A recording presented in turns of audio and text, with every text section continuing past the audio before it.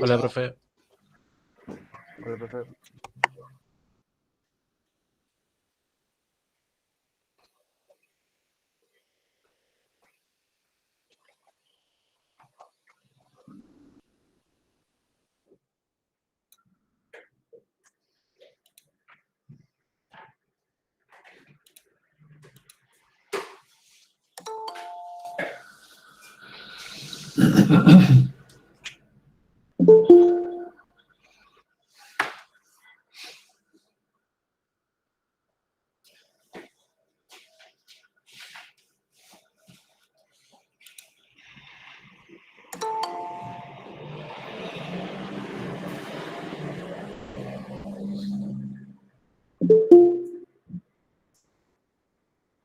¿Están escuchando y viendo bien? Sí, sí. Sí, profe. Sí, profe. Bueno. Bien, vamos a empezar con tema nuevo. Vamos a retomar la cuestión legal y va a ser el último tema de legislación que vamos a abordar este año. Vamos a ver el decreto 351 del año 79, que es el Reglamento General de Higiene y Seguridad en el Trabajo.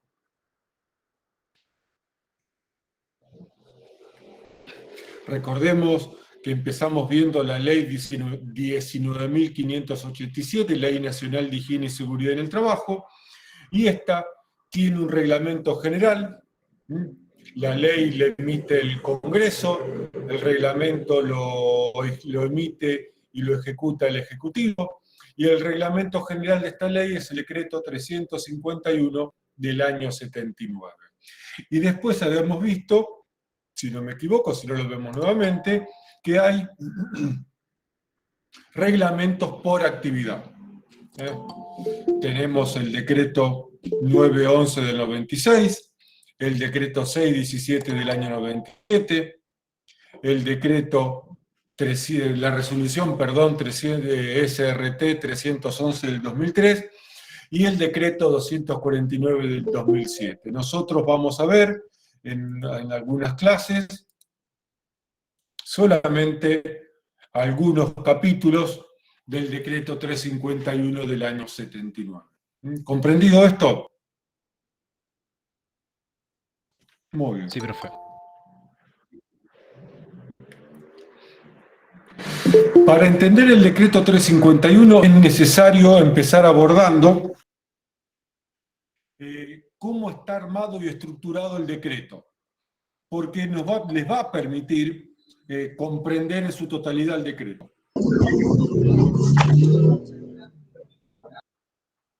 El decreto está conformado por 4 artículos, que son artículos que le dan forma, ya los vamos a ver estos 4 artículos, 3 de estos 4 artículos, y después el decreto tiene 8 anexos. El anexo número 8 fue derogado en el año 95, 96, si mal no recuerdo, por esa época. Así que actualmente el decreto tiene 4 artículos y 7 anexos. El anexo número 1 es el cuerpo principal del decreto y está dividido en 24 capítulos y es el único que está escrito en términos de artículo. Artículo 1, artículo 2, artículo 3, sucesivamente. El resto de los anexos no está escrito en forma de artículos, para que lo distingan nada más. Yo les recomiendo a esta altura del año tener el decreto a mano e ir leyendo a medida que voy explicando para que se vayan familiarizando con el uso de la legislación que nos va a tocar trabajar en los próximos años y en el futuro laboral. Cada capítulo toca un tema en particular. De esta manera nos permite encontrar sobre un determinado tema qué artículos lo están reglamentando sin tener que leernos los 200 y pico artículos que tiene este decreto. Ahora bien, hay capítulos que están ampliados en los anexos que ustedes están viendo en pantalla. Es decir, el capítulo número 8 del anexo número 1, que trata el tema carga térmica, está tratado en el capítulo 8 del anexo 1 y en el anexo número 2. El tema contaminación ambiental, mejor dicho, contaminación en ambiente de trabajo, está reglamentado en el capítulo 9 del anexo número 1 y en el anexo número 3. Y así sucesivamente con el resto de los anexos. Comprendido esto, nosotros en incendio vamos a ver, o hemos visto, si mal no hemos visto todavía, el anexo 1, capítulo 18, y el anexo 7, que los vamos a terminar de ver el año que viene en incendio 2. ¿Comprendido cómo está armado el decreto 351? Sí. Bien. Vamos entonces a empezar a ver al decreto 351 del año 79. Recuerden que para poder mencionar un decreto necesitamos mencionar el número del decreto y el año en que fue emitido este decreto. Los decretos solamente los emite el Ejecutivo, así que no hay que andar aclarando que es un decreto del Poder Ejecutivo. Es el único que puede emitir un decreto. Profe, ¿eso pasaba solo con los decretos? ¿Cómo? ¿Eso pasaba solo con los decretos, que había que nombrar también el año? Sí. El decreto hay que ¿Sí? mencionar el año, sí, señor. Sí, la ley no. La ley con el número alcanza, porque son de numeración correlativa. Los decretos no, empiezan con el número 1, el primero de año, y terminan con el último número que le corresponde ese año. Y al año siguiente empieza a aparecer el decreto número 1.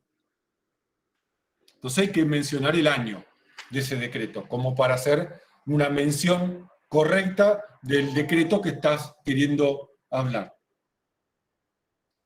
Fíjense los primeros artículos del decreto. El artículo 1 dice aprobar la reglamentación de la ley, que está contenida en los anexos 1 a 8, que forman parte integrante del presente decreto. El artículo 2, no vamos a entrar en explicaciones porque es una cuestión de organización que escapa un poco al fundamento que yo quiero, al objetivo que yo quiero dar cuando explico el decreto, pero el artículo 3 nos viene bien para hacer un poco de historia, porque el artículo 3 dice derogar el anexo reglamentario de la ley 19.587 aprobado por el decreto 4.160 del año 73. El primer reglamento de la Ley Nacional 19.587 fue el decreto 4.160 del año 73. Este decreto 351 del año 79, que estamos empezando a estudiar, es el segundo reglamento que tiene la ley. ¿Comprendido esto? Por eso les digo, sí, estos decretos... estos artículos son artículos de forma, no son de aplicación práctica en lo cotidiano, por eso los explico así, para los muestro, y después cualquier cosa, ustedes de la lectura de su legislación que deberían tener a la mano, lo leen y cualquier cosa me consultan, no hay problema. Anexo 1. Vamos a ver algunos capítulos del anexo 1.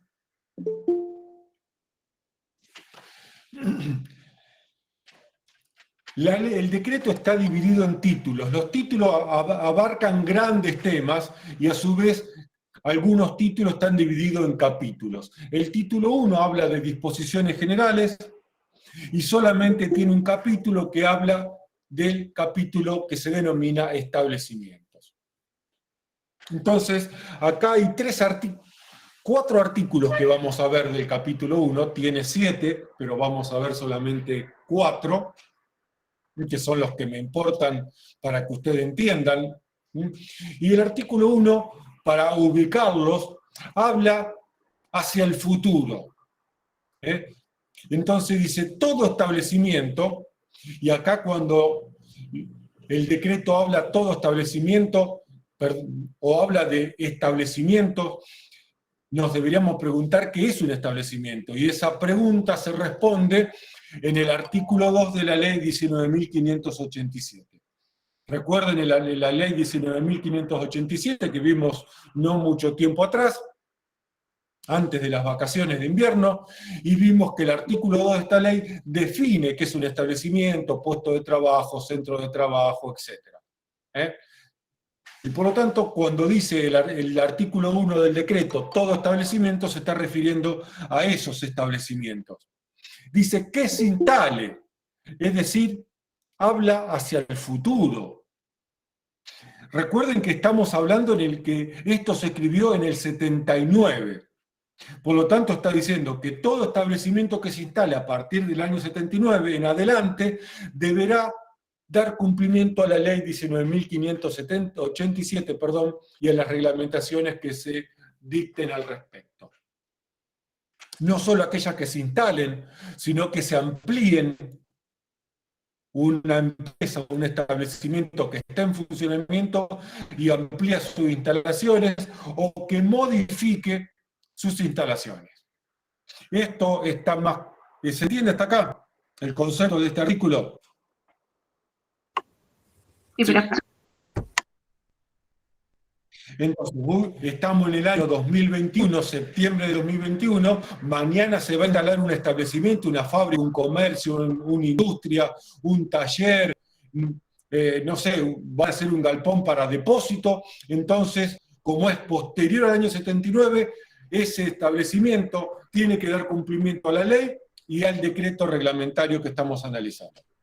Esto está más que claro porque toda ley, toda normativa legal se aplica a partir del momento en que sale publicada en el boletín oficial hacia el futuro. Es decir, el artículo 1 aplica del año 79 hacia adelante, que es en la época que estamos viviendo nosotros. ¿Dudas con esto? Muy bien. Ahora viene el artículo 2. Y para entender el artículo 2, en principio hay que entender, y creo que a lo mejor ya lo saben, que toda ley no es retroactiva. ¿Qué significa eso? ¿Lo escucharon este término, esta idea de la legislación?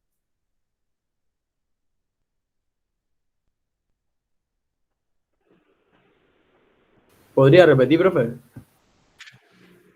A ver, toda ley aplica desde el momento que sale hacia el futuro.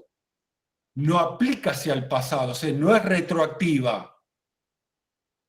¿Conocen este concepto? Y muy bien, no me acuerdo. Sí, sí. Pero claro, que ¿Cómo? no pueden tomar consecuencias con el pasado. Se aplica desde el presente adelante.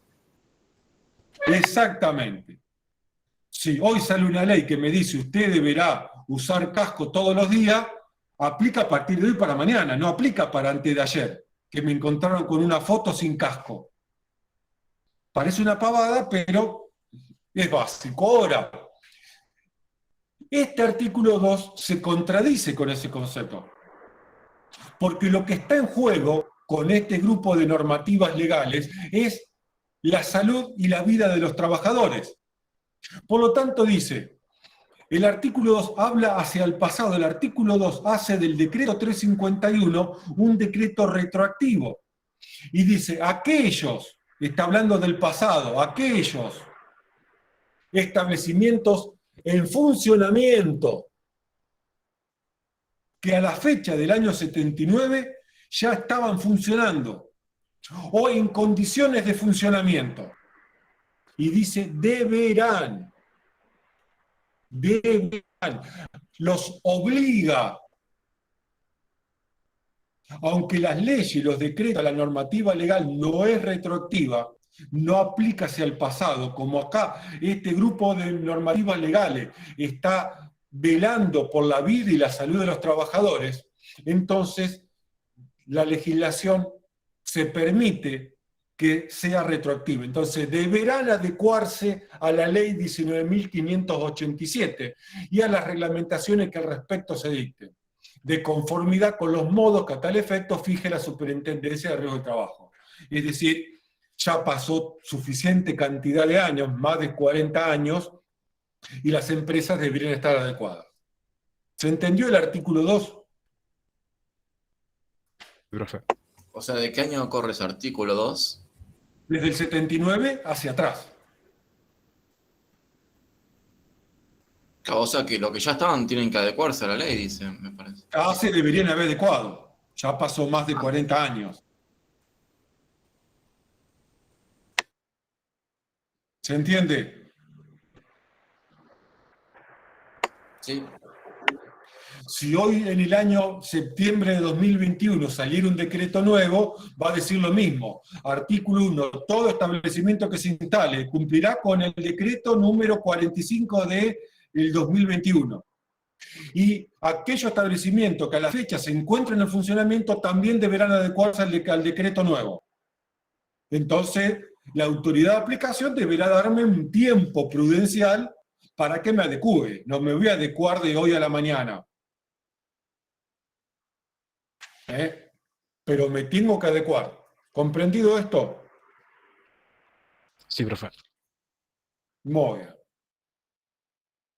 El artículo 3 amplía un poco este concepto de empresa. Dice, las firmas comerciales, sociedades, empresas o personas de existencia visible o ideal. Cualquier persona física, persona jurídica, una empresa, una sociedad, una firma comercial, que adquiera, o sea, que compre. Mañana ustedes compran, se ganaron en la lotería, compran una fábrica y eso constituye el concepto de adquirir. Exploten. No sos el dueño, pero lo explotás como una explotación minera. La empresa minera no es dueña de la tierra, hace una explotación de esa tierra. La explotación agraria. Hay muchos que explotan un campo y no son los dueños de ese campo. Yo puedo estar explotando un bar de un club. No soy el dueño del club, pero exploto el bar. Es como el instituto que atrás tiene una pileta y hay alguien que está explotando esa actividad comercial, pero no es el dueño. ¿Se entiende el concepto? como Sí. quién sería el explotador, el profesor o de natación o qué? ¿Cómo? ¿Cómo? El, como el dueño de la pileta, ¿quién sería? Y el explotador. El instituto, Y el en este explotador, caso. El que lo está explotando. No sé quién es el nombre de la persona o la firma comercial. como que lo agarra una firma y lo alquila, algo así. Ponele, Claro, no lo alquila, lo explota. claro. ¿Eh? Es como pasa con las cantinas de las escuelas. Digamos como que saca provecho de algo que no es de él. Exactamente. Está usando parte de la instalación para un provecho propio, lo está explotando. A ver, el que tiene campo lo puede dar en explotación. Yo puedo explotar un campo que no es mío. Hago uso de ese campo y le pago al dueño del campo. Eso es una explotación. Los pozos petroleros no son los dueños, las empresas petroleras dueñas de esa tierra. Es el Estado el dueño. Y lo da en concesión, en explotación a YPF, a Repsol, a Shell, a cualquiera que quiera que gane una licitación para explotar esa tierra y para sacar petróleo, gas, etcétera, lo que sea el objeto de la explotación. Y administren. No soy el dueño, no lo exploto, pero lo administro. ¿Y qué se le viene a la cabeza como administradores? A ver, si caen.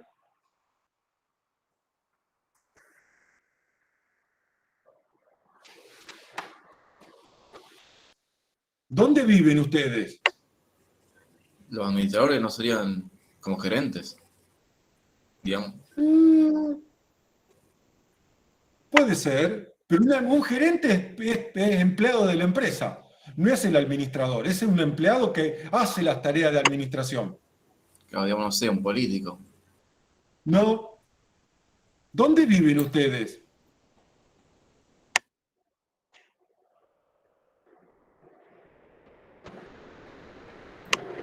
¿Puede ser, profe, alguien que alquile un establecimiento? No, el que alquila no administra, lo alquila. A ver, ¿dónde viven ustedes? Quiero que respondan eso. Ya sé, Rosario algunos y otros en un pueblo de por acá cercano, o una ciudad, perdón. Pero bien, ¿dónde viven concretamente? En una casa. Bien, no me sirve como ejemplo, gracias Agustina. ¿Dónde viven? ¿En un edificio? ¿Puede ser? Muy bien, eso es lo que quería que me dijeran, un edificio. ¿Y? Claro, el administrador. El dueño, ¿no Bien, sería? ahí está. ¿Cómo? Creo que Micaela dijo algo. Yo, que el dueño sería el administrador. No. ¿El dueño quién es del edificio?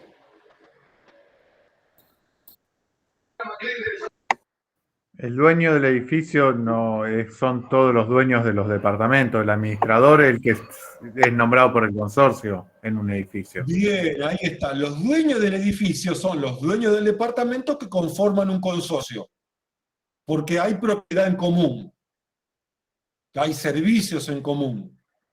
Por lo tanto, los dueños integramos un consorcio. Ahora, ¿quién administra el edificio? ¿El consorcio o una empresa, una firma comercial, una persona de existencia física o una persona de existencia jurídica? Que son los administradores. Ellos administran el edificio, no el consorcio. ¿Entienden qué es un administrador? Sí, sí. No, el administrador no es el dueño, pero el dueño lo contrata para llevar adelante el edificio. Yo soy dueño de una empresa, pero como no quiero llevarla adelante, contrato a otra empresa para que la administre. Entonces dice, si una firma comercial, una sociedad, una empresa o una persona de existencia visible, o sea, de existencia física como nosotros, o existencia ideal como una existencia virtual, jurídica, una sociedad anónima, una SRL, que compre, que explote o administre un establecimiento en funcionamiento o en condiciones de funcionar, asume todas las responsabilidades y obligaciones correspondientes a la ley. Es decir, llevándolo al caso nuestro de los que vivimos en edificio, la empresa o la persona que administra el edificio es el responsable de llevar adelante el cumplimiento de las obligaciones que impone la ley de higiene y seguridad en el trabajo. Porque nosotros le hemos delegado la tarea. ¿Comprendido esto? Sí. Sí, profe. ¿Y el dueño no entraría ahí? ¿Poner el dueño de la empresa? En este No, artículo. porque yo delegué en vos que vos la administres. Claro, claro. Y firmamos todos los papeles. Si vos la administrás y me hacés responsable a mí, ¿cuál es la gracia? Yo te contrato vos que sos una empresa que administra empresas. Y yo me voy al Caribe. Y vengo una vez por mes a visitarte y a que me rindas cuenta. Y después la administra vos, como hace un administrador de edificio. Que no es una empresa el edificio, pero para el ejemplo viene genial.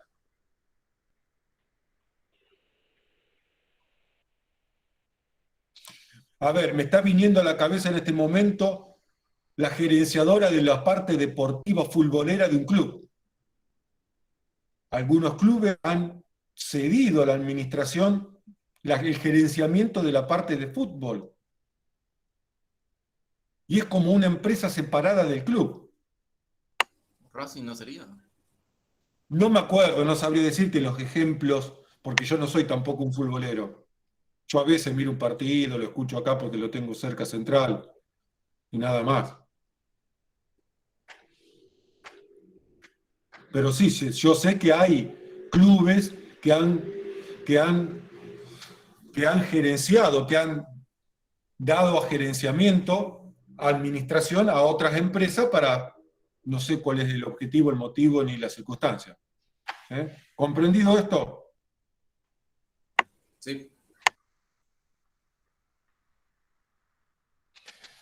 Y el artículo 4 amplía el concepto de establecimiento que tiene el artículo 2 de la ley 19.587. Y dice, el término establecimiento designa la unidad técnica o de ejecución. El decreto no define qué es una unidad técnica o de ejecución, pero se puede entender que la unidad de ejecución es el lugar donde se trabaja, donde se llevan adelante el objeto de la empresa, es decir, el taller. Y la unidad técnica sería la parte de oficina. Para ponerlo en términos más claros, la unidad de ejecución es el barrendero con su escoba en la calle, es el camión recolector de residuos, el camión barredor. Y la unidad técnica es el galpón, donde se almacenan los equipos, donde se le hace mantenimiento a los equipos, donde está el personal administrativo, etc. A eso podemos entender que se refiere con unidad técnica o unidad de ejecución. ¿Se entendió? Pero un establecimiento es un lugar donde se realizan tareas de cualquier índole o naturaleza con la presencia de personas físicas. Y esto es importante, con la presencia de personas físicas. Y a esta ley le agarró la virtualidad y el trabajo en la casa y quedó desactualizada. Porque si ustedes son mis trabajadores, estoy llevando esto al extremo, ¿no? Si yo tengo una empresa y los contrato a ustedes, pero ustedes están en su casa, no hay presencia física en mi taller. Entonces, ahí viste como que del 79 a la fecha la ley no se ha ayornado un poquito. Y esto es importante, porque si en mi casa no hay presencia física de trabajadores, mi casa no es un establecimiento laboral, es mi casa, mi domicilio.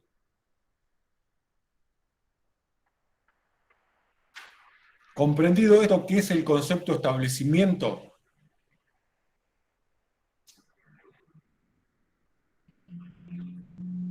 Muy bien.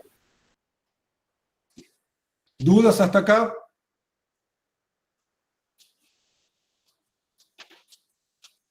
Muy bien. Y una, Sí. no habla del viajante hasta ahora, o Sí. de la persona que trabaja fuera del establecimiento. Sí, porque el viajante sería la parte de ejecución, del que vende. Bien. Con la El- técnica de ejecución, está bien. Ok. El que maneja un colectivo, el que maneja un camión, Bien. el que maneja Bien, un bien. taxi. Pero como no está definido, pues si yo te digo que este concepto que yo tengo de unidad técnica de ejecución, porque en la realidad el decreto 351 no define qué es una unidad técnica o de ejecución. ¿Comprendido esto?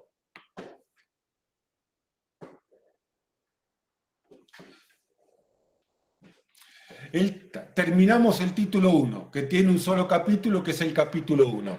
Vamos a entrar ahora a un título que es de suma importancia, porque es el que regula nuestro trabajo. El trabajo de los que hacemos seguridad e higiene en el trabajo y de los que hacen medicina del trabajo. El título 2, que se denomina prestaciones de medicina y de higiene y seguridad en el trabajo, lo componen el capítulo 2, el capítulo 3 y el capítulo 4, que va de los artículos 8 al artículo 41 inclusive. Estos 3 capítulos fueron en su totalidad derogados y reemplazados por el decreto 1338 del año 96. O sea, el título 2 original no se usa más. En su reemplazo se usa el decreto 1338 del año 96, que trata exactamente el mismo tema. Servicios de higiene y seguridad en el trabajo y servicios de medicina del trabajo. ¿Comprendido esto? Sí. Sí, profe. Sí, profe. Así que ahorita mismo vamos a entrar a la explicación de este decreto, que nos va a llevar lo que queda de la clase de hoy y posiblemente toda la clase del día de mañana. El artículo 1 y 2 de este decreto no lo vamos a ver, ustedes lo consiguen, como ya les expliqué que se consigue la legislación, y lo leen, son artículos de forma, deróguese, apruébese, ese tipo de decretos, de artículos que no son de aplicación concreta. Vamos a empezar, sí, viendo el artículo 3. El artículo 3 habla de servicios de medicina y de higiene y seguridad en el trabajo. Es un artículo que aplica a los dos servicios por igual. Y vamos a empezar, el artículo es largo, tiene varios temas en el interior del mismo, y vamos a empezar a explicar de aparte, como dijo Jack el Destripador. Empieza diciendo, a los efectos del cumplimiento del artículo 5, apartado A, de la ley 19.587. ¿Quién se acuerda lo que dice el artículo 5, apartado A de la ley? A ver, ¿quién tiene memoria?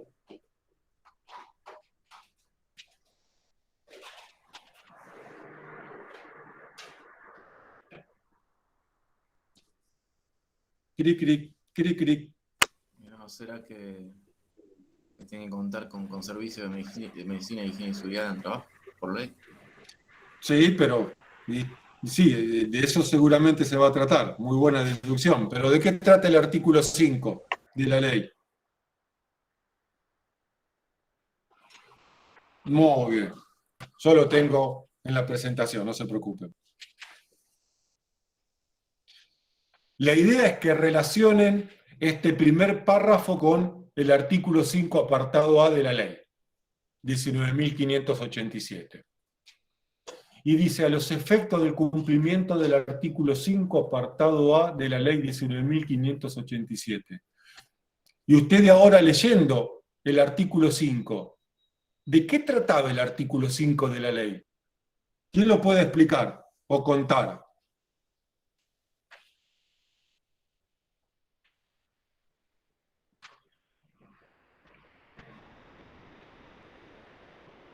¿Nadie se anima?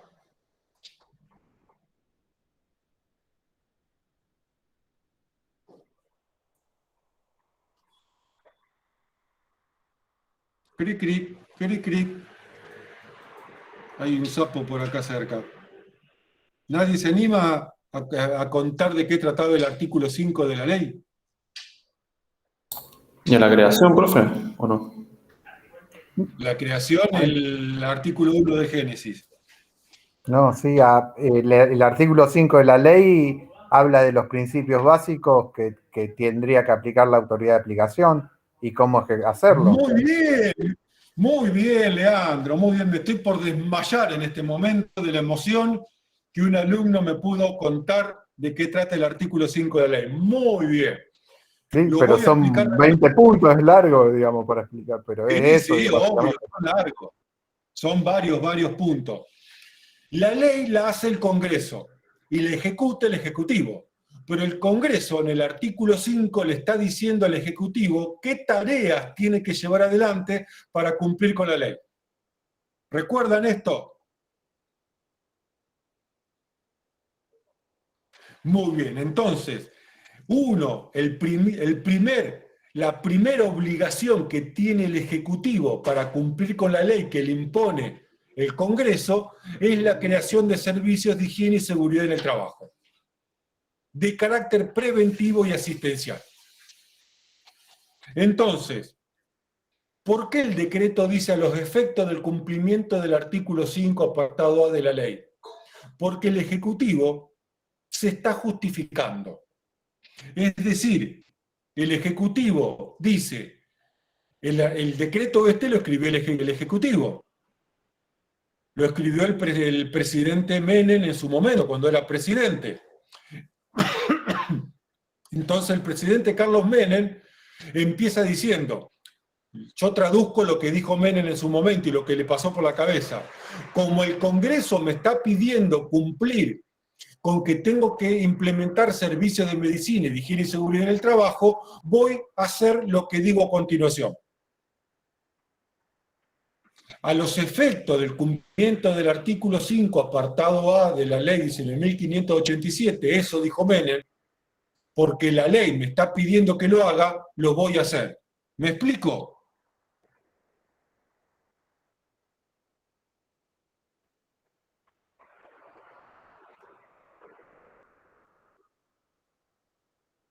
¿Se entendió o quedó medio en la nebulosa?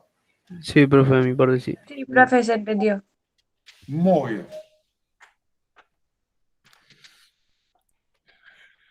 Entonces sigue, yo leo este artículo porque es importantísimo, que parece muy de poca importancia. A los efectos del cumplimiento del artículo 5, apartado A de la ley 19.587, los establecimientos deberán contar. Entonces dice, los establecimientos deberán. Cuando habla de los establecimientos, lo repito nuevamente, nos preguntamos, ¿qué es un establecimiento? ¿Quiénes deben cumplir lo que sigue a continuación? ¿Quiénes? Aquellos incluidos en el artículo 2 de la ley y aquellos incluidos en el artículo 4 del decreto 351. Entonces dice deberán. No dice podrán, quizás, si quiere, si puede, si le parece bien. No, deberán. Hay una obligación que le está imponiendo el Ejecutivo a todos los establecimientos. No hay ninguno que quede afuera. Deberán. Obligación. ¿Obligación de qué? Es la pregunta. ¿Qué están obligados? Vamos a leer. Nos pasamos de largo lo que está en el medio. Y dice, deberá contar con servicios de medicina del trabajo y de higiene y seguridad en el trabajo. Entonces, volvemos a repetir hasta que lo entiendan y se les grabe. Todos los establecimientos a que se refiere el artículo 2 de la ley 19.587 y todos los establecimientos a que se refiere el artículo 4 del decreto 351 del año 79, yo sé que esto es denso, pero hay que estudiarlo. Y en algún día ustedes van a hablar de la misma manera con los numeritos tal cual le hablo yo, que lo estoy leyendo, entonces es fácil. Todos los establecimientos tienen la obligación de contar con un servicio de higiene y seguridad en el trabajo y un servicio de medicina del trabajo. Y ustedes dirán, pero yo tengo un taxi y tengo un peón. Pero constituye la figura, ese trabajo constituye la figura de un establecimiento. Yo tengo un kiosco y tengo un empleado que atiende el kiosco los fines de semana, o atiende el kiosco de noche, y tengo la obligación, sí señor, porque el artículo 4 del decreto lo está diciendo. Y yo tengo una empresita que hace trabajo de electricidad y tengo contratado a un electricista, a un ayudante, y tengo que tener un servicio de higiene y seguridad y medicina del trabajo. Sí, señor, porque entras dentro del concepto establecimiento, si no te haces monotributista, trabajás solo y quedás fuera de este decreto legal. Pero desde el momento que tenés una persona prestando servicio para vos, bajo relación de dependencia, bajo algún tipo de contrato de trabajo, bajo algún tipo de relación de trabajo, te convertiste en un empleador, de acuerdo a lo que dice el artículo 2 de la ley. Y por lo tanto, el artículo 3 del decreto 1338 del año 96 te obliga y nos da trabajo a nosotros.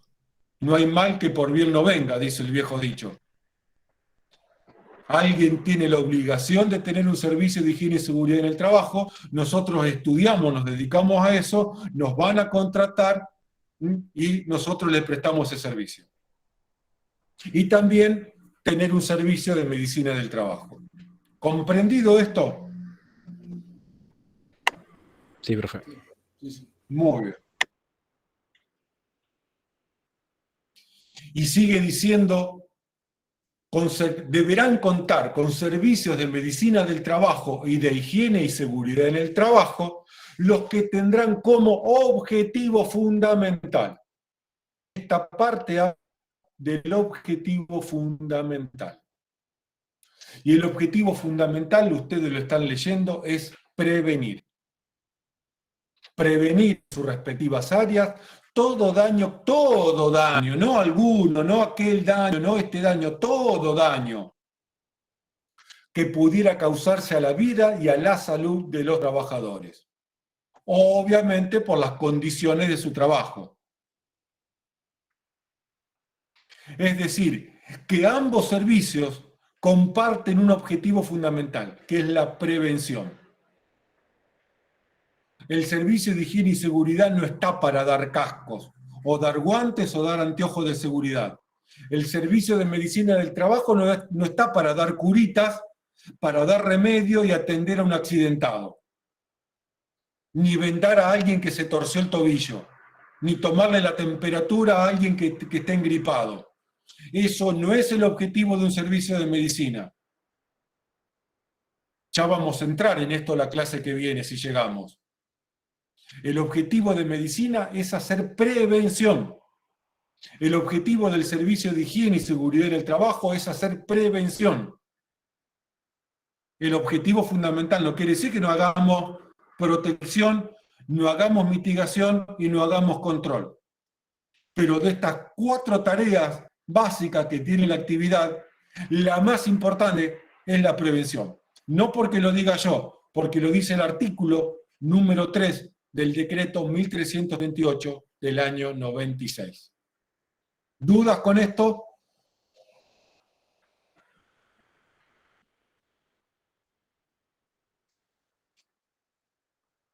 Muy bien. Y vamos ahora a explicar, o voy a explicar, lo que está subrayado, que lo dejé pasar de largo para hacer más simple la explicación. Entonces dice, deberán contar con carácter interno o externo según la voluntad del empleador. Vamos a explicar esto. Según la voluntad del empleador, significa que decide el empleador, que como mucho le consulta la almohada la noche anterior y él toma la decisión. Así de sencillo, así de lineal y fácil es el tema. ¿Qué significa que un servicio de higiene y seguridad en el trabajo o un servicio de medicina del trabajo tenga carácter interno o externo? Y que esto lo decida el empleador. Para entender esto tenemos que remitirnos al título original del decreto 351, que no lo vamos a leer, pero sí que lo voy a explicar. Cuando sale el decreto 351 del año 79, los servicios tenían 2 formas de funcionar. Las empresas más grandes tenían la obligación de tener servicios internos. ¿Qué significaba esto? Que el personal era empleado de la empresa y que llevaba adelante las tareas de higiene y seguridad y medicina del trabajo con recursos propios de la empresa. Y las empresas más chicas, creo que la división, si mal no recuerdo, era 150 trabajadores, si mal no recuerdo en este momento, y los servicios externos eran aquellos llevados por profesionales y técnicos contratados, o como se dice normalmente, un servicio tercerizado, donde el personal no era empleado, sino que le prestaba un servicio externo, con recursos externos a la empresa. Es decir, si yo tenía que viajar a la empresa, ponía mi auto, mi transporte, mi computadora, mi equipo de medición. ¿Se entiende esto? O sea, ¿quién sería alguien externo a la empresa? A ver, yo voy a pintar mi casa. La puede pintar mi hijo, mi hija o mi esposa. Servicio interno. Yo dirijo, los demás trabajan. O contrato un pintor, que no es parte de la familia. Sería un servicio externo.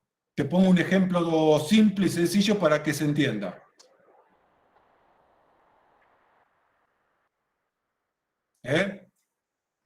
¿Se comprendió este concepto de carácter interno o externo? ¿Qué significa? Sí. Entonces, esta cuestión actualmente, con el decreto 1338 del año 96, si es interno o es externo, esto lo decide el empleador. Y no hay ningún parámetro para que tome decisión. Él, su conciencia y su manera de llevar adelante el negocio de la empresa. ¿Dudas con esto?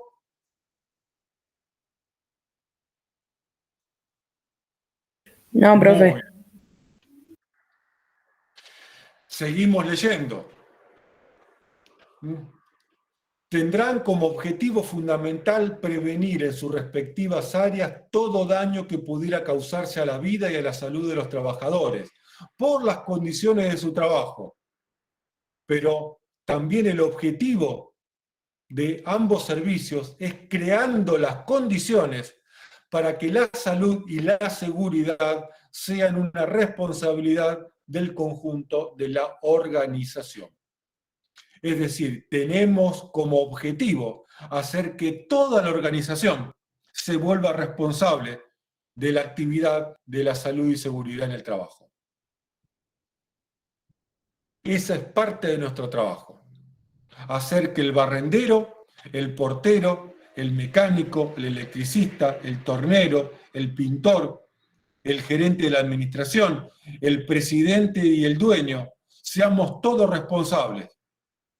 Esto no quita que la principal responsabilidad de llevar adelante las acciones de higiene y seguridad es del empleador, del dueño. Esto no le saca responsabilidad. Lo que le está diciendo es que todos vamos a ser responsables en la medida que nosotros como especialistas creemos las condiciones. Si yo tengo un chofer de vehículos, de máquina industrial, de máquina pesada, a la cual la capacito, le hago entrenamiento, le hago exámenes médicos, le doy los recursos, le hago mantenimiento a la máquina, le hago controles. ¿Y qué estoy haciendo con todo eso? Creando las condiciones para que pueda llevar adelante su trabajo y para que sea responsable. Es decir, en el momento que acelera más de lo que debe y lleva adelante un trabajador, no soy yo el responsable como responsable de higiene y seguridad. No es el dueño solamente responsable.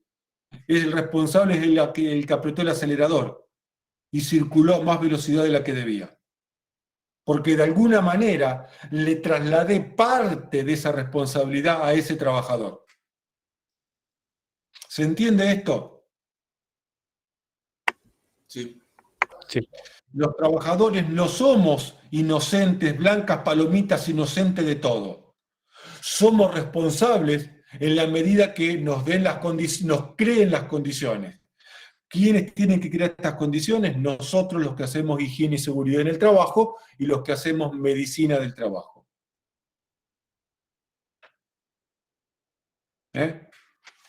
Obviamente, el portero de la fábrica, el que barre el piso, no tiene la misma responsabilidad que un gerente, que un jefe, que la nuestra o el dueño de la empresa.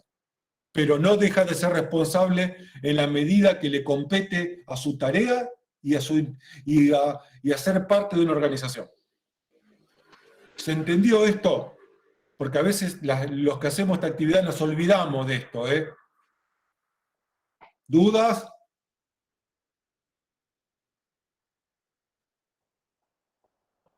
Muy bien. No, profe. Y acá tenemos... Y por último, vamos a ver lo que está subrayado. Dice, dichos servicios estarán bajo la responsabilidad de graduados universitarios.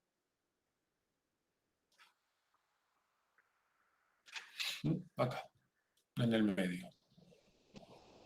Es decir, ¿qué significa esto? Que ya vamos a empezar a ver mañana cuando empecemos a ampliar los demás artículos. El jefe del Servicio de Seguridad e Higiene, por ponerle un nombre, o gerente, o director, el nombre jerárquico que la empresa le quiere dar, en términos legales, el responsable, o el responsable del Servicio de Medicina del Trabajo, son graduados universitarios. Personas que tienen títulos universitarios. O sea, ustedes, futuros técnicos en higiene y seguridad en el trabajo, no son graduados universitarios, son graduados terciarios. O sea, que no van a poder ejercer la función de responsables de los servicios de higiene y seguridad en el trabajo.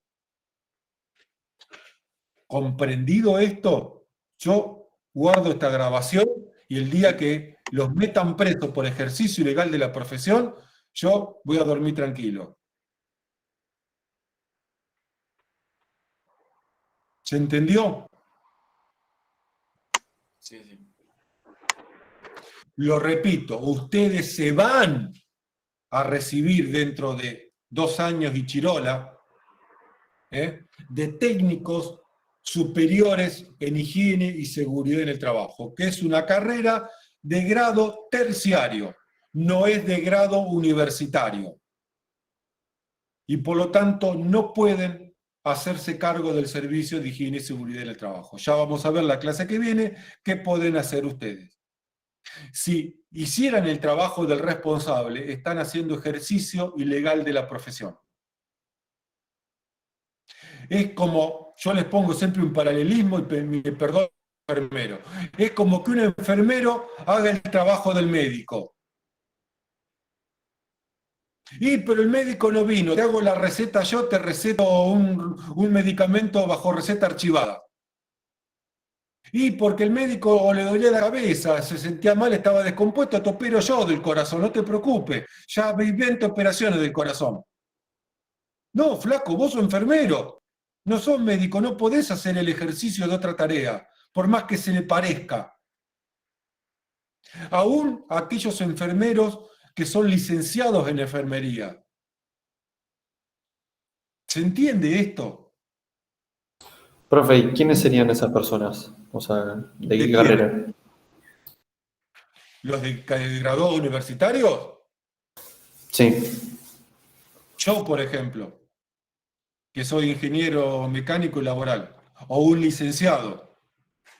Ya lo vamos a hablar cuando llegue el artículo correspondiente, no se preocupen. Profe, Sí. o sea que si vos el día de mañana nosotros terminamos las carreras y queremos ir a una facultad para hacer la licenciatura, sí estamos capacitados para hacer eso, lo que usted está diciendo, Cuando ¿no? te recibas de licenciada, sí. Ah, ok. Gracias. Como técnica, no. Vas a ir presa. En el peor de los casos, vas a terminar entre rejas y por tu accionar, por ejercicio ilegal de la profesión, se te mueren 2 o 3 personas. Que si no, esto no me pasa nunca. Y viste, siempre hay alguien a que le pasa todo lo malo. Y encima, viste, no tenés título. Es como manejar sin carnet de conductor. Esto se llama ejercicio ilegal de la profesión. Ejercer una tarea que requiere un título especial y yo no tengo ese título. Pero tengo un título, soy cosmetóloga, te puedo hacer cirugía estética. No, flaquito, no. No, se le parece, más o menos parecido, pero no. Yo soy albañil, yo te tiro el edificio, yo te levanto, no podés. Yo leí el libro del código, leí el Código Penal, yo te llevo adelante el juicio que vas a ir preso. No podés. Podés un genio en derecho, pero si no tenés el título, no se puede. No quiere decir que si tenés el título vayas a hacer un buen trabajo. Eso es otra cuestión. Pero tenés un título que te está avalando que pasaste determinados requisitos educativos. ¿Comprendido esto? Entonces, a resumir, ¿de qué trata el artículo 3? El primero dice que los establecimientos, le establece una obligación a los establecimientos. Obligación de contar con servicios de medicina, de higiene y seguridad y servicios de medicina del trabajo. Primer tema que trata este artículo 3. El segundo tema, le establece el objetivo fundamental. Y dice, el objetivo fundamental es prevenir en sus respectivas áreas. Medicina previene desde la mirada de la medicina y nosotros de la mirada técnica. El médico no se va a meter en electricidad, ni yo me voy a meter en una audiometría. Pero ambos hacemos prevención desde una mirada distinta. Yo le voy a seleccionar el protector auditivo correspondiente. El médico se va a encargar del efecto en el oído y de hacerle los estudios médicos, por ejemplo. Y dice además, el objetivo fundamental es crear también las condiciones para que la salud y la seguridad sea una responsabilidad de todos los que componemos organización. También habla de que estos servicios pueden ser internos o externos. Es decir, si es interno lo llevan adelante profesionales, técnicos, enfermeros y médicos que son empleados de la empresa. Y si es externo lo llevan adelante técnicos, ingenieros, licenciados, médicos, enfermeros que son contratados. Es decir, les facturan, le hacen una factura. No cobran un recibo de sueldo, le hacen una factura y cobran un servicio. Pero esta decisión la tiene el empleador. ¿Comprendido el artículo 3?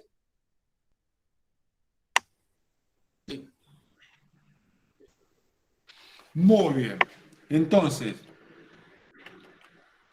por la tarde, por la noche de hoy, para mí esto, podemos seguir una hora más, yo no tendría problema, pero para mí esto es suficiente. Hay temas que me gusta verlos de a poco, porque si les sigo explicando el resto, tengo miedo que se le arme un barullo en la cabeza y no quiero, además tenemos tiempo todavía como para andar tranquilo. Mañana vamos a ver el resto de los artículos, vamos a ver las condiciones de los servicios de medicina del trabajo y las condiciones de